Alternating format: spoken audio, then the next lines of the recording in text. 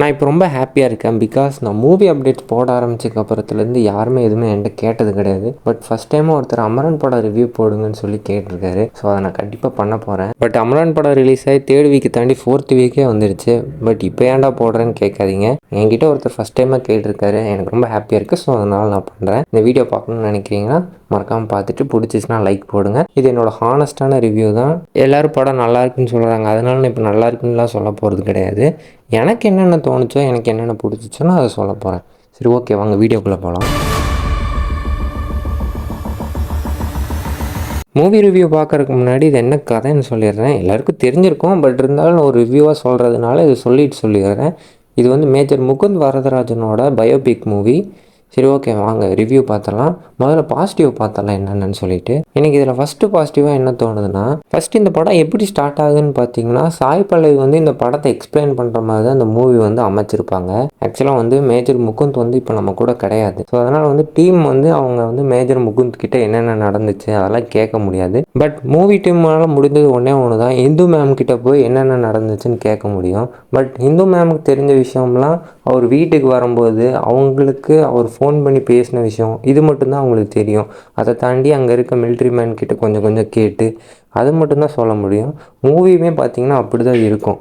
மூவியில் வந்து பெருசாக மிலிட்ரியை பற்றி அதிகமாக போயிருக்க மாட்டாங்க. அவங்க வந்து ஒரு ஃபேமிலி சைடு என்ன நடக்குது, அவங்க லவ்க்குள்ளே என்ன நடக்குது, இப்படி தான் கதையை அமைச்சிருப்பாங்க ஃபுல் அண்ட் ஃபுல். அதாவது நான் ஃபஸ்ட்டு பாசிட்டிவாக நான் என்ன சொல்கிறேன்னா, இந்து மேம் கிட்ட கேட்டதுனால இந்த ஃபுல் படத்தையும் இந்து மேமோட பாயிண்ட் ஆஃப் வியூவிலேருந்து பார்க்குற மாதிரி அமைச்சது வந்து கொஞ்சம் நல்லாவே இருந்துச்சு. செகண்ட் பாசிட்டிவாக நான் என்ன சொல்லுவேன்னா, சிவகார்த்திகேயன் அண்ட் சாய் பல்லவி 2 பேரையும் தான் சொல்லுவேன். பிகாஸ் 2 பேருமே எஃபோர்ட் போட்டு தான் நடிச்சிருக்காங்க. ப்ரோ சாய் பல்லவி தான் ப்ரோ ரொம்ப எஃபோர்ட் போட்டிருக்காங்க. கடைசி சீன்லலாம் அவங்க அழுகிறது அப்படி இருந்துச்சு இப்படின்னு சொல்லுவீங்க.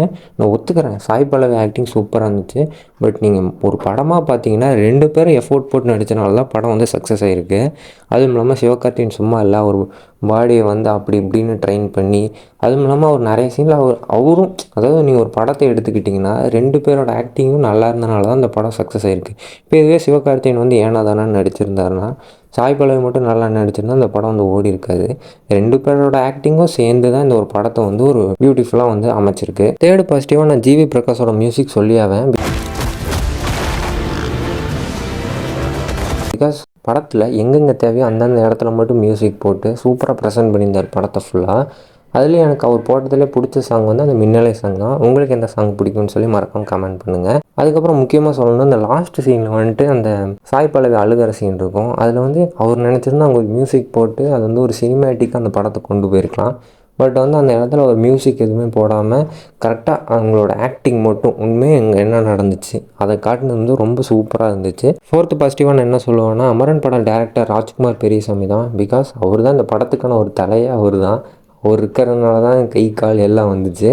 சரி, ஓகே, அவர் ஸ்க்ரீன் ப்ளே எல்லாமே சூப்பராக இருந்துச்சு. ஸோ அடுத்ததாக ஒரு தனுஷ் வச்சு எடுக்கிறாரு. அந்த படம் எப்படி இருக்குன்னு சொல்லி நம்ம வெயிட் பண்ணி பார்க்கலாம். அதை தாண்டி இந்த படத்தில் சொல்லணுன்னா சினிமாட்டோகிராஃபி, எடிட்டிங் எல்லாமே சூப்பராக இருந்துச்சு. அதாவது ஒரு படமாக பார்க்கும்போது எந்த ஒரு குறையும் சொல்லாத அளவுக்கு எல்லாமே பண்ணியிருந்தாங்க.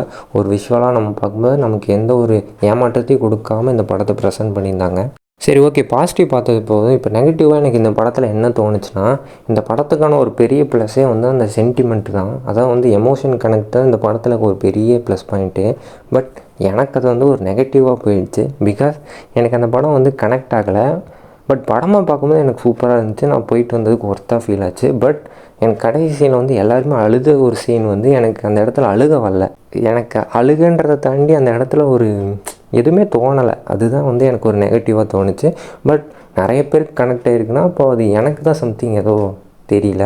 ஓகே, அது வந்து எனக்கு ஒரு நெகட்டிவாக தோணுச்சு. அதை அவங்ககிட்ட சொல்லணும்னு நினச்சேன். அடுத்து எனக்கு நெகட்டிவாக பட்டது என்னென்னா, அது நெகட்டிவ்னு சொல்ல முடியாது. ஃபஸ்ட்டு சொன்ன சென்டிமெண்ட்டும் நெகட்டிவ்னு சொல்ல முடியாது. எனக்கு இருக்க ஒரு ப்ராப்ளம் அதுதான். சரி, செகண்டாக எனக்கு என்ன சொல்ல தோணுதுன்னா, இப்போ நீங்கள் இன்ட்ரோல் பிளாக் எடுத்திங்கன்னா படம் வந்து ஒரு விறுவிறுப்பாக போய் அந்த ஒரு இன்ட்ரோல் பிளாக் அந்த இடத்துல ஒரு இன்ட்ரோல் பிளாக் வரப்போகுதுன்னு சொல்லி நமக்கு தெரியும். கரெக்டாக அதுக்கேற்ற மாதிரி அவர் அந்த வில்லனை ஷூட் பண்ணி this is the face of Indian ஆர்மின்னு சொல்லும்போது அந்த அந்த ஒரு இடமே இன்ட்ரோல் பிளாக் வந்து சூப்பராக அமைச்சிருப்பாங்க. பட் நீங்கள் கிளைமேக்ஸ் பார்த்தீங்கன்னா அந்த மாதிரி ஒரு ஹை பாயிண்டில் வராது, ஜஸ்ட் காமாக வந்துட்டு இருக்கும். திடீர்னு பார்த்தா கிளைமேக்ஸ்னு சொல்லிடுவாங்க. அது கொஞ்சம் செட் ஆகாத மாதிரி எனக்கு இருந்துச்சு பர்சனலாக. பட் படத்துக்கு அது தேவை இருந்த மாதிரி நிறைய பேர் சொல்லியிருந்தாங்க. ஓகே, அது அக்செப்ட் பண்ணிக்கிற மாதிரி தான் இருந்துச்சு. ஓவராலாக மூவி பார்க்கும்போது எனக்கு சூப்பராக ஃபீல் ஆச்சு. So super movie. யாராவது இன்னும் தேட்டரில் போய் பார்க்கலன்னா மறக்காமல் போய் பாருங்கள். ஓகே கைஸ், இதுதான் என்னோட அமரன் படம் ரிவ்யூ. இது வந்து ஒருத்தர் கேட்டாருன்றதுக்காக எவ்வளோ லேட் ஆனாலும் பரவாயில்லன்னு சொல்லி பண்ணியிருக்கேன்.